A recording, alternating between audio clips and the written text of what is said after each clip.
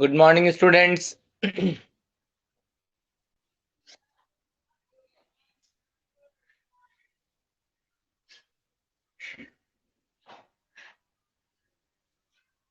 morning, Gagan. Good morning, Vinay. Good morning, Yashraj. Good morning, Seema. Good morning, Sandeep. Good morning, Nikita.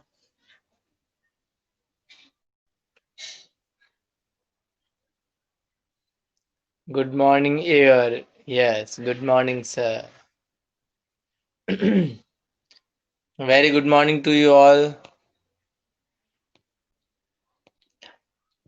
जो economics के student नहीं है वो भी good morning कर सकते हैं, ऐसा कोई प्रॉब्लमेटिक सिचुएशन नहीं है। ठीक है।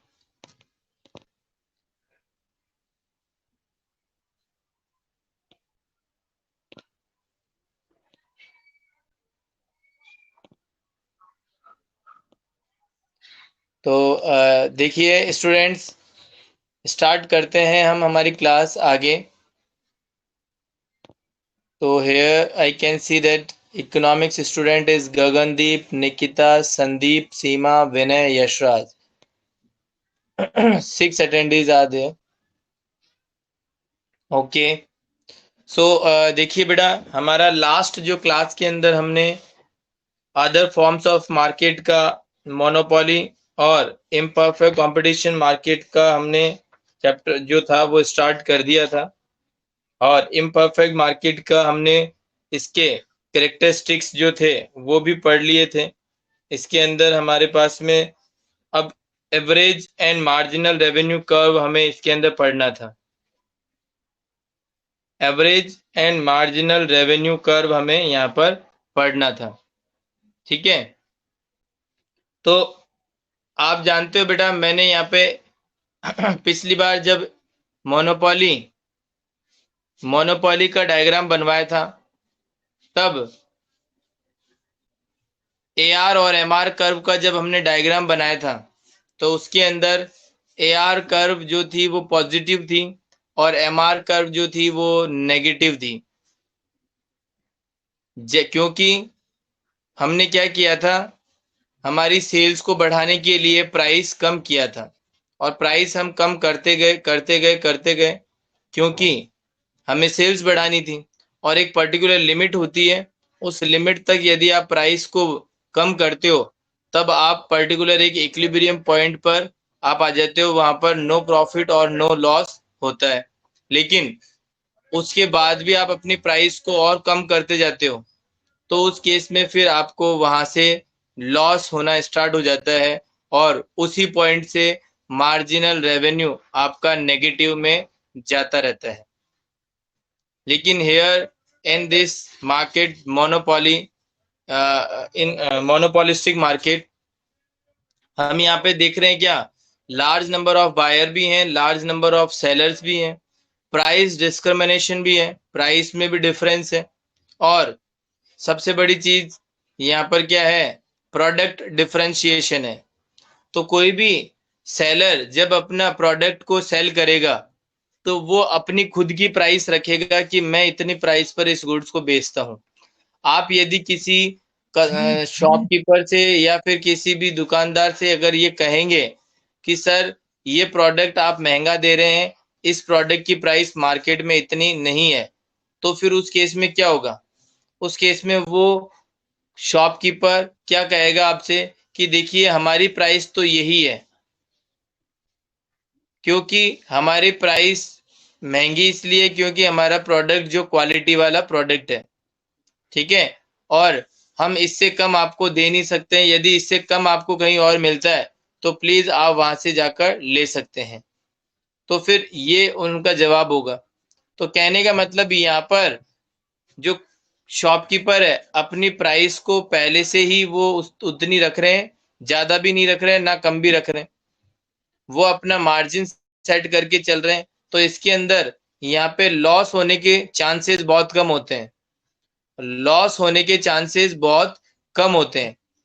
तो उस केस में मैं यहाँ पर बात करूं तो मोनोपोलिस्टिक मार्केट के अंदर एमआर कर्व और एआर कर्व दोनों ही पॉजिटिव में रहते हैं, दोनों ही कैसे रहते हैं, पॉजिटिव में रहते हैं, और थोड़े से फ्लैट भी रहते हैं as compare to monopoly market. Monopoly market के अंदर तो वर्टिकल जैसा दिखाई देता है आपको मार्जिनल रेवेन्यू, वर्टिकल जैसा, वर्टिकल मतलब एकदम स्ट्रेट खड़ा। लेकिन अगर मैं बात करूं मोनोपोलिस्टिक मार्केट के अंदर, तो फिर मार्जिनल रेवेन्यू और एआर दोनों क्या रहते हैं आपके, एक हॉरिजॉन्टल दिखाई देते हैं लगभग। मतलब पूरा ऐसे नहीं कह रहा कि मैं हॉरिजॉन्टल हो, लेकिन लगभग जो है वो हॉरिजॉन्टल तरीके से दिखाई देते हैं। तो यहाँ पर हम इसका जो डायग्राम बनाएंगे उसको भी हम समझेंगे, ठीक है। और पिछली बारी जब हमने बात करी थी यहाँ पे इलास्टिसिटी की, तो वहां पर इलास्टिसिटी मतलब चेंज नहीं हुई थी, क्योंकि एक ही फर्म थी, एक ही वहां पर बिजनेस था, तो डिमांड के अंदर ज्यादा फ्लक्चुएशन नहीं हुआ था, तो इलास्टिसिटी ज्यादा चेंज नहीं हुई थी। तो इलास्टिसिटी लेस देन 1 थी यहाँ पर, वहां पर, ठीक है। और यहाँ पर क्या है, इलास्टिसिटी ग्रेटर देन 1 है, क्योंकि अब सेलर यहाँ पर एक नहीं है, सेलर यहाँ पर बहुत सारे हैं। तो अगर किसी कस्टमर को प्राइस में ज्यादा डिफरेंस लगता है, यदि किसी कस्टमर को प्राइस में ज्यादा डिफरेंस लगता है, तो वो कस्टमर उस सेलर को छोड़कर दूसरे सेलर के पास में भी अपना गुड्स को खरीद सकता है, ठीक है। तो ये हो गया हमारा क्या, price elasticity is greater than 1। यहाँ पे प्राइस इलास्टिसिटी कैसा है, ग्रेटर देन 1 है। तो अब इसका जो डायग्राम बनाएंगे हम, वो कैसा बनेगा वो एक बार मैं आपको बनाकर दिखा देता हूं। वैसे तो आपको बुक में दे रखा है डायग्राम।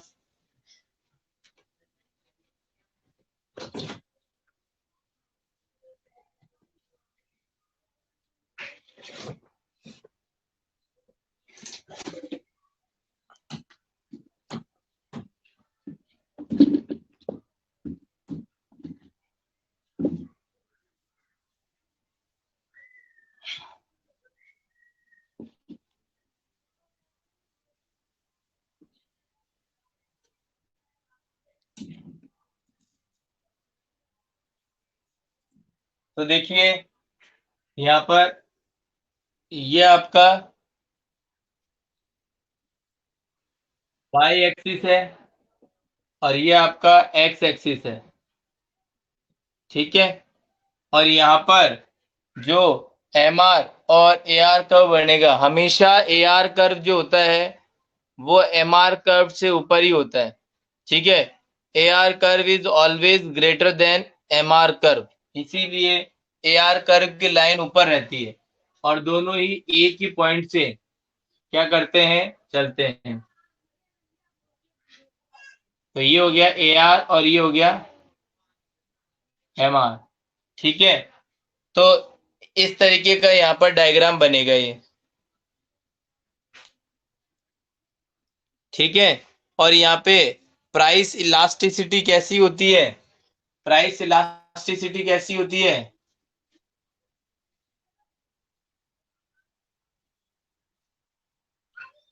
इलास्टिसिटी ऑफ प्राइस कितनी है आपकी, ग्रेटर देन 1। मतलब अगर किसी कस्टमर को प्राइस ज्यादा लगती है तो वो तुरंत दूसरे सेलर के पास में अप्रोच करेगा, मतलब आपकी डिमांड बहुत ज्यादा वेरिएट करेगी, यहाँ पे इफेक्ट हो सकती है आपकी डिमांड, ठीक है। तो अब यहाँ पे आगे देखिए, जो आपने डायग्राम बनाया है उसको थोड़ा सा यहाँ पे बता रखा है कि यहाँ पे average revenue curve depends on the following element. ये एवरेज रेवेन्यू कर्व है, इन्होंने कहा कि ये इन कुछ एलिमेंट के ऊपर डिपेंड करता है। पहला तो कि जो प्रोडक्ट है वो अलग अलग प्रोडक्ट है यहाँ पर, इसकी वजह से भी। दूसरा, कंज्यूमर की कुछ प्रेफरेंसेस होती है। पहला तो प्रोडक्ट देखिए, ऐसे मार्केट के अंदर डिफरेंट डिफरेंट प्रोडक्ट होते हैं, तभी तो एक सेलर ने कहा कि हमारे पास में तो इतने रुपए का ये गुड्स है, ये क्वालिटी है, दूसरे ने कहा हमारे पास में ये क्वालिटी है, तो क्वालिटी वाइज डिफरेंस हो गया। दूसरा, कभी कभी क्या होता है, प्रेफरेंसेस भी अलग अलग होते हैं। प्रेफरेंसेस मतलब, आप, कोई कस्टमर है, शॉप पर गया, उसने कहा सर ये गुड्स अवेलेबल है क्या, तो आपने कहा कि सर, मतलब शॉपकीपर ने कहा कि ये तो नहीं है जो आप मांग रहे हैं, लेकिन इसी तरीके का दूसरा दे देते हैं हम आपको, वो ले लीजिए, वो है आपकी। तो आपने क्या कहा, नहीं मुझे तो वही चाहिए, अगर वो है तब तो दे दीजिए, नहीं तो आप मना कर दीजिए। तो फिर उसने मना कर दिया, तो फिर वो दूसरी शॉप पे चला गया। तो इसलिए क्योंकि उसकी क्या है, प्रेफरेंस ही वही है। आप उसको सब्सटीट्यूट गुड्स अवेलेबल है मार्केट में, ऐसी बात नहीं है, लेकिन वो लेना ही पसंद नहीं कर रहा, उसको तो वही गुड्स चाहिए क्योंकि उसकी प्रेफरेंस ही वो है। तो इसके कारण भी एवरेज रेवेन्यू जो कर्व है वो यहाँ पर फ्लक्चुएट होता है, मतलब कहने का यहाँ पर इलास्टिसिटी है वो ज्यादा वेरिएट करती है, इसलिए यहाँ पे बोला elasticity of price, elasticity of demand is greater than 1। ऐसी मार्केट के अंदर जो फॉर्म्स जो हैं वो बहुत ही ज्यादा है, लार्ज नंबर ऑफ फॉर्म्स है, मतलब किसी भी कस्टमर, कोई भी कस्टमर किसी भी फर्म के पास में जा सकता है, आप उसके ऊपर प्रेशराइज नहीं कर सकते हो, क्योंकि जहां पर उसको अच्छा लगेगा वो वहीं पर ही जाएगा। ठीक है ना। आपके पास में मोनोपोली नहीं है, मोनोपोली होता तो कस्टमर को आपके पास ही आना पड़ता, लेकिन यहाँ पे मोनोपोलिस्टिक मार्केट है तो इसमें कस्टमर किसी के भी पास जा सकता है। ठीक है। तो ये इनके एलिमेंट है, दो तीन एलिमेंट है जिसके कारण इलास्टिसिटी ऑफ डिमांड यहाँ पर क्या है, ग्रेटर देन 1 है। तो बताइए ये चीज समझ में आई क्या यहाँ पे।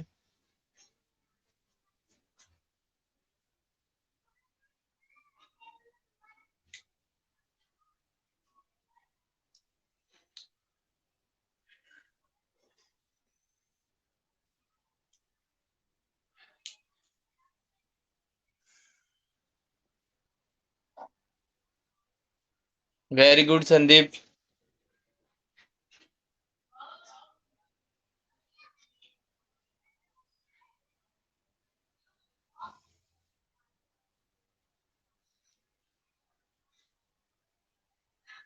Nikita, Vinay, Seema, very good. Gagandeep, very good.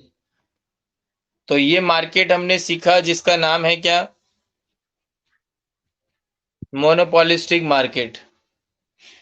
अब हम बात करेंगे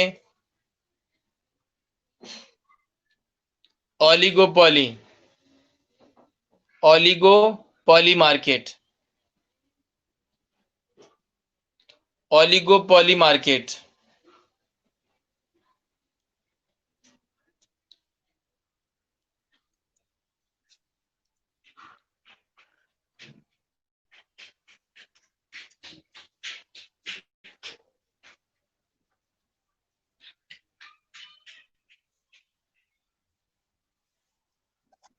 तो ओलिगोपोली मार्केट की यदि हम बात करें, तो बेटा ओलिगोपोली मार्केट के अंदर, जैसे मैंने अभी अभी आपको बताया, मोनोपोलिस्टिक में तो क्या होता है, large number of buyer and large number of seller होते हैं।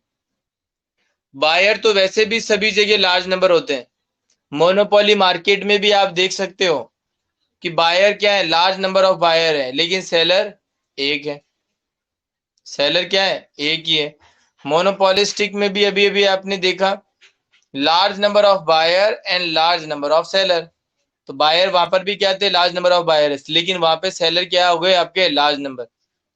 लेकिन ओलिगोपोली मार्केट की बात करें तो यहाँ पर few seller, few, very few जिसको बोलते हैं ना, very few seller and large number of buyer. Buyer कैसे हैं यहाँ पर, लार्ज नंबर ऑफ बायर्स हैं, लेकिन सेलर कैसे हैं यहाँ पे, फ्यू है। फ्यू मतलब थोड़े, कुछ, कुछ एक है, ऐसे नहीं है कि बहुत लार्ज नंबर में है, नहीं, फ्यू है। अब आप सोच के देख लो, ऐसे सेलर जो बहुत कम है, मतलब फ्यू है,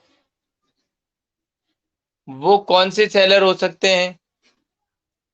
आज अगर हम जनरल स्टोर की बात करें, परचूनी की दुकान की, तो आपको पता है परचूनी की दुकान हर गली गली में कहीं पर भी चले जाओ मिल जाएगी आपको। तो ये क्या है, लार्ज नंबर ऑफ सेलर है, बहुत ज्यादा है ये। तो इसको हम क्या बोल सकते हैं, मोनोपोलिस्टिक मार्केट के अंदर आ सकते हैं। वेरी गुड, मोनोपोलिस्टिक मार्केट के अंदर आ सकते हैं। हेट्रोजीनियस, बिल्कुल, प्रोडक्ट यहाँ पर भी क्या है, हेट्रोजीनियस है। और सेम प्रोडक्ट भी हो सकते हैं यहाँ पे ओलिगोपोली में, लेकिन मोनोपोलिस्टिक में तो हेट्रोजीनियस ही है। तो अभी हम बात करते हैं, वहां पर लार्ज नंबर ऑफ बायर थे, लेकिन अब आप सोचो, जैसे मैंने अभी जनरल स्टोर की बात करी थी, परचूनी की दुकान की, तो परचूनी की दुकान जो है उसको स्टार्ट करने में कितना पैसा लगता है। थोड़ा थोड़ा बहुत पैसा लगाकर हम परचूनी की दुकान स्टार्ट कर सकते हैं। जैसे कि 50,000, लाख रुपए, 2 लाख रुपए लगाए और स्टार्ट हो गई कि भैया आपने जो माल है लाके रखा और आपने अपने बिजनेस को स्टार्ट कर दिया। तो ज्यादा इन्वेस्टमेंट की जरूरत नहीं पड़ती है। सही है या गलत है, बताओ।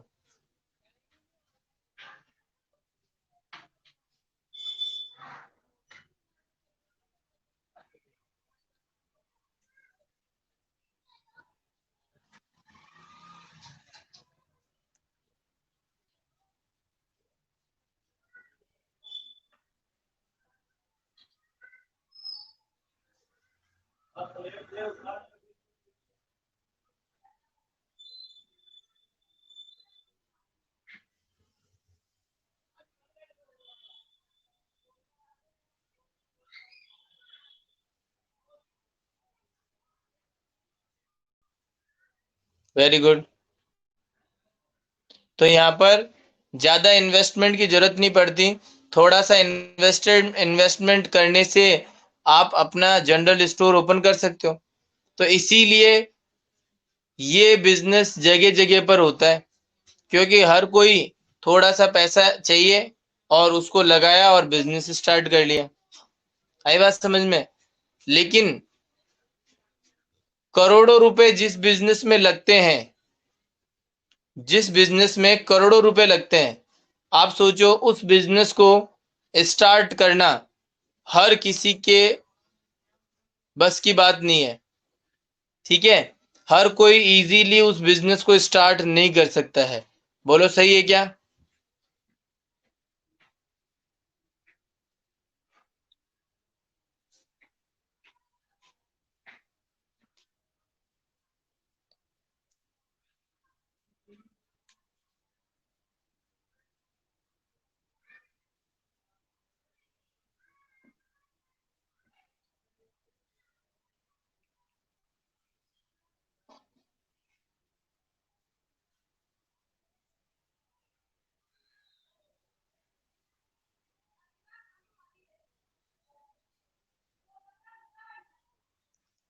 बोलिए, जवाब तो दीजिए, किसी के जवाब ही नहीं आ रहा है।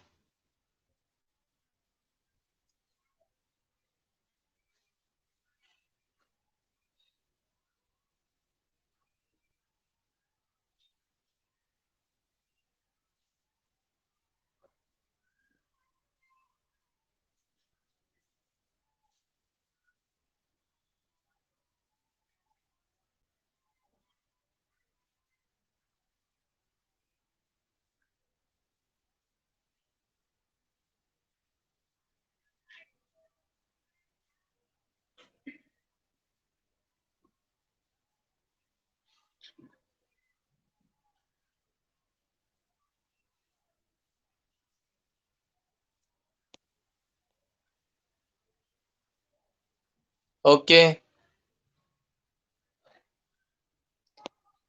चलिए। तो अब देखिए बेटा कि अगर हमारा बिजनेस का जो स्टार्ट करने में करोड़ों रुपए लगे, तो ऐसा बिजनेस स्टार्ट करना सभी के हाथ में नहीं होता है, क्योंकि करोड़ों रुपए इन्वेस्ट करना बहुत बड़ी बात है। लेकिन लाख रुपए, 2 लाख रुपए अगर कहीं पे लगाने हो, तो वो इजीली हम कहीं पर भी इन्वेस्ट करके और पैसा बिजनेस स्टार्ट करते हैं।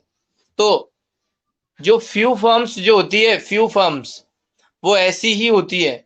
फ्यू फर्म्स वही होती है जहां पर लार्ज इन्वेस्टमेंट होता है, ठीक है ना। इसीलिए वो पूरे कंट्री में फ्यू है, मतलब बहुत कम है। फ्यू इसीलिए ये वो क्योंकि वहां पे लार्ज इन्वेस्टमेंट की रिक्वायरमेंट होती है, नहीं अदरवाइज वो फ्यू नहीं रहती, फिर वो बहुत ज्यादा लार्ज हो जाती। फ्यू किस लिए है, क्योंकि यहाँ पे लार्ज इन्वेस्टमेंट की जरूरत है। जैसे कि अगर मैं बात करता हूं यहाँ पर ये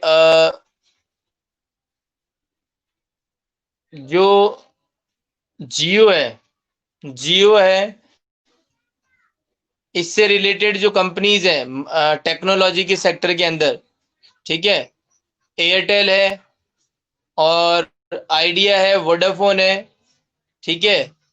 ऐसी गिनी चुनी ये कंपनियां अगर मैं बात करूं, रिलायंस है, तो ये 10 से ज्यादा नहीं है, 10-12 से ज्यादा नहीं है, ठीक है। तो पूरे इंडिया में ही ये कितनी है, केवल 10-12 ही है। बोलो सही है गलत है।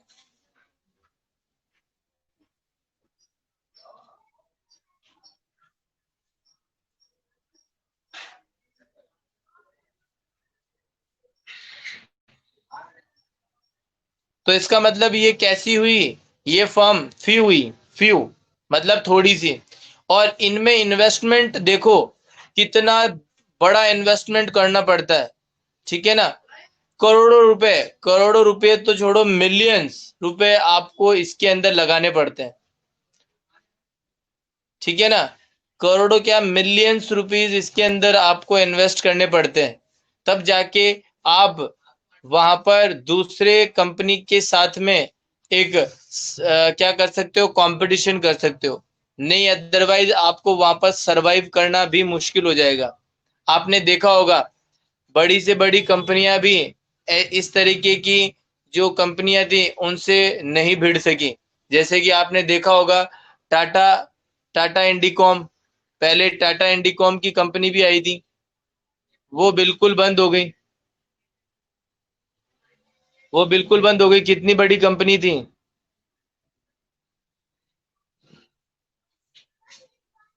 हाँ 10 से ज्यादा है तो कह रहा हूं ना, ऐसे तो नहीं है ना कि 1,00,000-2,00,000 कंपनियां हैं, ज्यादा से ज्यादा 50 होगी ये लो पूरे इंडिया में, 50 से तो ज्यादा नहीं है।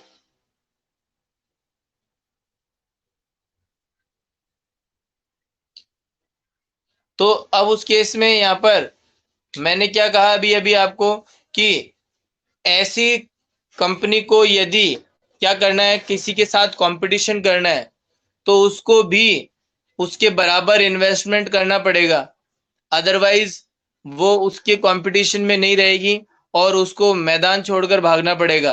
तो ऐसी बहुत सारी कंपनियां हुई जो कि आई भी और चली गई, जैसा कि मैंने अभी अभी आपको एग्जांपल दिया, ठीक है ना। टाटा इंडिकॉम, पहले सिम आती थी, अभी जैसे आइडिया की भी बात करें तो अब आजकल कोई ज्यादा आइडिया की सिम परचेज नहीं करता है, क्योंकि idea, MTS very good, MTS की भी सिम आई थी, अब कोई खरीदता है क्या एमटीएस, नहीं खरीदता, वो चली गई, ठीक है। आइडिया भी, डोकोमो, वेरी गुड, बहुत बढ़िया, डोकोमो कंपनी भी आई थी और वो चली गई। और ये अभी आइडिया की भी बात करूं तो आइडिया भी किस में मर्ज हो रही है, आपकी इसमें वोडाफोन में मर्ज हो रही है, मर्ज हो गई, हो रही क्या है, अदरवाइज आइडिया का भी एग्जिस्टेंस नहीं रहता। देखिए बहुत अच्छे एग्जांपल दिए हैं, एयरसेल, एयरसेल कंपनी आई थी और वो भी चली गई, क्योंकि ये कंपनियां टिक नहीं पाई, बड़ी बड़ी जो कंपनियां है ना उनके सामने, क्योंकि इनके अंदर चाहिए हैवी इन्वेस्टमेंट। अब जियो का इन्वेस्टमेंट देखो, एक तो एयरटेल का इन्वेस्टमेंट देखो, वोडाफोन का इन्वेस्टमेंट देखो, बहुत ज्यादा इन्वेस्टमेंट किया हुआ है। अकॉर्डिंग टू वो अपनी सर्विसेज भी अच्छी दे सकते हैं, लेकिन ये जो है डोकोमो, एयरसेल, एमटीएस, ये कंपनियां हुई, इनका स्टार्ट तो कर दिया बिजनेस, लेकिन इन्होंने ज्यादा इन्वेस्टमेंट नहीं किया। तो इनके कनेक्टिविटी में इन्वेस्टमेंट करने का मतलब जगह जगह पर क्या लगाना, ये इनकी कनेक्टिविटी देना, उसी को ही यहाँ पर सबसे बड़ा इन्वेस्टमेंट कहते हैं। तो वो ये कनेक्टिविटी दे नहीं पाए, तो कनेक्टिविटी में प्रॉब्लम आने के कारण किसी कस्टमर ने इनको एक्सेप्ट नहीं किया और ये मार्केट से क्या हो गए, चले गए। तो कहने का मतलब ओलिगोपॉली मार्केट में क्या होते हैं, फ्यू सेलर होते हैं जो कि क्या करते हैं, अपना होमोजीनियस और हेट्रोजीनियस दोनों ही प्रोडक्ट को सेल करते हैं। ठीक है, होमोजीनियस के अंदर तो क्या हो गया कि सारे के सारे सिम ही सेल कर रहे हैं, सारे के सारे सिम सिम पर काम कर रहे हैं, तो वो सिम सेल कर रहे हैं, तो वो होमोजीनियस प्रोडक्ट हो गया। अब हेट्रोजीनियस के अंदर हम बात करें तो जियो कंपनी ने जियो मार्ट भी ओपन कर दिया, जिसके अंदर पूरा का पूरा क्या हो गया, ये सारा जो खाने पीने का आइटम है या फिर जो भी पहनने का, ये सब चीजें जियो मार्ट के अंदर डाल दी। ठीक है, तो वो कंपनी क्या हो गई, अलग हो गई, एक और कंपनी हो गई, तो वो डिफरेंशिएशन प्रोडक्ट हो गया।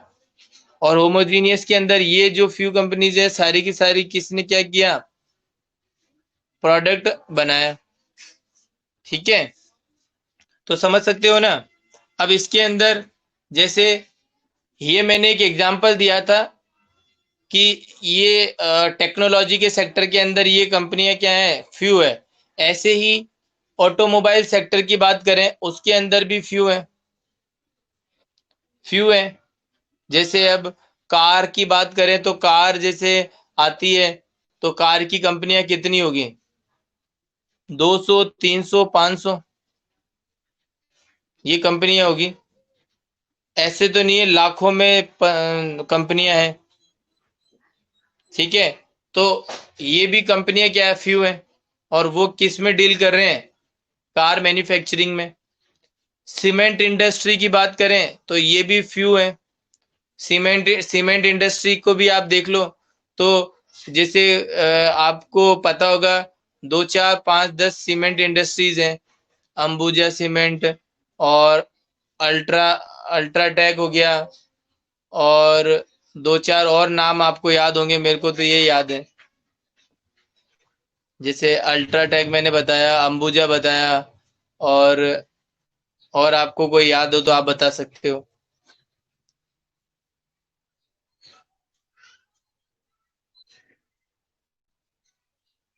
बिरला, तो ये भी क्या है, सीमेंट इंडस्ट्री भी ज्यादा नहीं है, ये भी मतलब एक गिनी चुनी कंपनियां हैं, फ्यू इंडस्ट्रीज हैं। ठीक है ना, 10 से 15 20 कंपनियां होगी। ठीक है, स्टील इंडस्ट्री होगी, एल्यूमिनियम हो गया।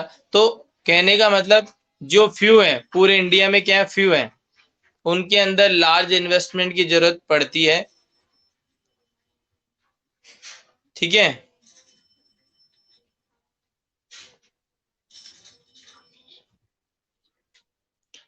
तो ऐसी फर्म का जो साइज होता है वो बहुत ज्यादा वेरी बिग होता है, बहुत बड़ा होता है।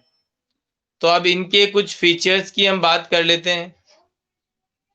फीचर्स की बात करते हैं तो देखिए, फीचर्स ऑफ ओलिगोपॉली, पहला है यहाँ पर इंटरडिपेंडेंस। पहले क्या है, ये इंटरडिपेंडेंस।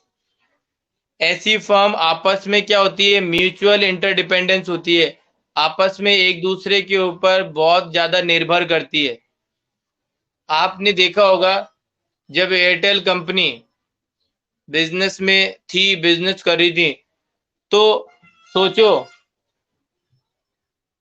आपने देखा होगा जब 3G नया नया लॉन्च हुआ था, 4G आया, 4G नया नया लॉन्च हुआ, तो पूरे महीने में 1 GB इंटरनेट मिलता था, और वो भी कितने रुपए का, 300 रुपए का। 1 GB इंटरनेट मिलता था, वो भी कितने रुपए का, 300 रुपए का। और वो पूरे महीने में मिलता था केवल, 3G जब आया था, मान के चलो। तो उसको हम क्या करते हैं, यूज कैसे करते हैं उसको, एक एक मिनट चलाया, और वापस डेटा ऑफ, कोई इंपॉर्टेंट चीज देखी वापस से डेटा ऑफ। तो इस तरीके से वो 1 GB डेटा हम पूरे महीने भर निकाल देते थे, थोड़ा थोड़ा थोड़ा थोड़ा यूज कर करके, 1 1 मिनट, 2 2 मिनट, 3 3 मिनट। होता था या नहीं होता था?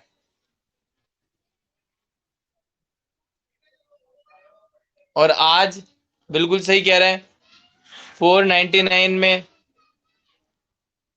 या फिर 399 में अलग अलग प्लान है, जिसके अंदर आप 3 महीने तक अपनी इजीली सेवाएं ले सकते हैं। तो कितना बड़ा बदलाव आया। और ये कैसे आया? जब जियो कंपनी आई मार्केट में, इसने पूरे भारत में तहलका मचा दिया। इससे क्या हुआ कि जो अदर सेक्टर की जो कंपनी थी, एयरटेल हुई, वोडाफोन हुई, इनकी भी आंखें खुल गई। और उसके बाद में इनको भी अपनी पॉलिसीज में क्या करना पड़ा? चेंज करना पड़ा। क्यों चेंज करना पड़ा? क्योंकि अगर ये चेंज नहीं करती अपनी पॉलिसी, अपने अपने पैक जो है उनमें बदलाव नहीं करती, तो फिर ये भी दूसरी कंपनियों की तरह मार्केट से कब की निकल चुकी होती, जैसे कि एमटीएस, डोकोमो और एयरसेल। लेकिन इन्होंने क्या किया? अपनी जियो के अकॉर्डिंग उन्होंने अपने पैक में चेंजेस किए, ठीक है ना। और वापस से उनकी जो स्थिति है वो क्या हो गई? जियो से कंपटीशन करने की हो गई। आई बात समझ में? तो इस तरीके से क्या किया जा सकता है, आपस में जो फ्यू फर्म्स होती है वो आपस में इंटरडिपेंडेंट होती है म्यूचुअली, क्योंकि एक फर्म के किसी भी डिसीजन से दूसरी फर्म के ऊपर बहुत बड़ा इम्पैक्ट पड़ता है। एक फर्म के डिसीजन से दूसरी फर्म के ऊपर बहुत बड़ा इम्पैक्ट पड़ता है। इसीलिए ये आपस में क्या है? इंटरडिपेंडेंस है। और कंपटीशन की बात करें तो यहाँ पर ऐसी जो फ्यू फर्म्स होती है उसके अंदर बहुत भयंकर कंपटीशन होता है, मतलब कट थ्रॉट कंपटीशन होता है। एक दूसरी फर्म एक मतलब यहाँ पर कंपटीशन कोई लठ लेके नहीं आते हैं कोई भी, कि लठ लेकर आ गए और अब इनको मारना है और इनको अब गला घोट देना है, से मार देना है, ऐसा ऐसा कोई मतलब यहाँ पे लड़ाई नहीं होती। यहाँ पे वॉर जो होता है वो कैसा होता है? लीगल वॉर, मतलब प्राइस वॉर होता है। यहाँ पे किसी ने प्राइस कम करी तो देखिए हम इतनी कर देंगे और अब आप करके दिखा दो। जियो ने तो फ्री में दे दिया, अब इससे ज्यादा प्राइस कम क्या करोगे? जब फ्री में ही दे दिया, इससे ज्यादा प्राइस क्या कम करोगे? ठीक है ना। तो बहुत मतलब एग्जिस्ट करना बहुत मुश्किल हो जाता है यदि आपके पास में अच्छा इन्वेस्टमेंट नहीं है। तो सोचो, फ्री में देना सर्विसेज 6 6 महीने तक, तो दूसरी कंपनी जो है ना वो भाग जाएगी। और तभी तो इनका एकदम पत्ता साफ हो गया, ये डोकोमो, एमटीएस, एयरसेल, इनका टिकना मुश्किल हो गया। क्यों? क्योंकि इनमें इतनी कैपेसिटी नहीं है, कैपेबिलिटी नहीं है कि वो मतलब इतना इन्वेस्टमेंट कर सके। और चलो ठीक है, इन्वेस्टमेंट इतना कर भी दें तो क्या गारंटी है कि आगे ये बिजनेस हमारा फिर भी चल जाएगा इन्वेस्टमेंट करने के बाद में? क्योंकि business is the game of risk. Risk जहां पर नहीं लिया आपने, वहां पर आप बिजनेस भी नहीं कर सकते हो। तो इस वजह से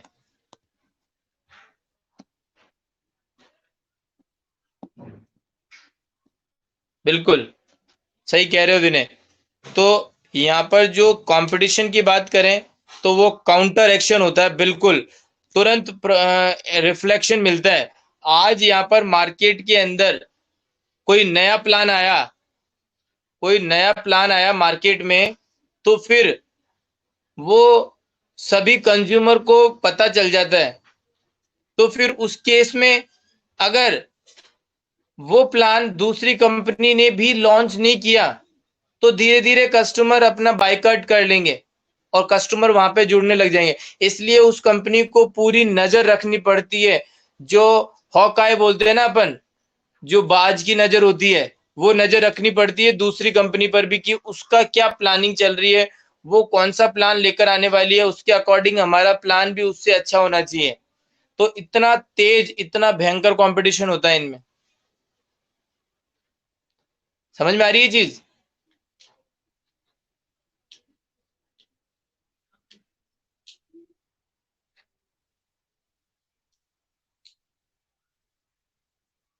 तो चलिए, ये हमारे इसके फीचर्स हो गए हैं, अभी पूरे कंप्लीट नहीं हुए।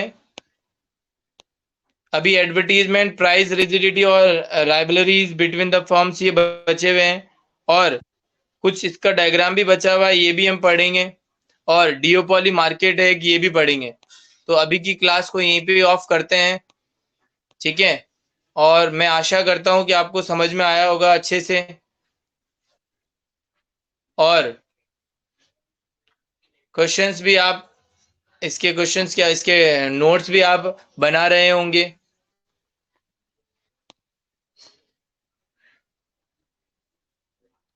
ठीक है?